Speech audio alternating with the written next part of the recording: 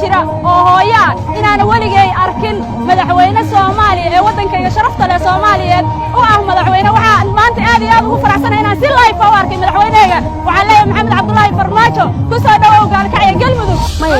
ما أعرف سويريدي أنا أعرف معها أنا ليف ما أعرف ما أعرف أنا فرحسنا سنتين وصدني 3 سنوات waxaan aad u taageeraa ugu faraxsanahay maanta arka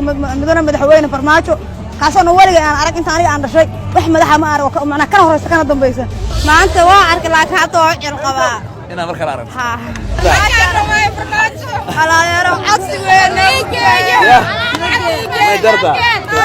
qabyaalad way dhamaatay Soomaali waxa mid qora ilaahayow qaadir dawlaha deena qira oo yeel barqadii ama 4 saac ma shay maaday xilligan hadda jeedaa waa xilli maqribno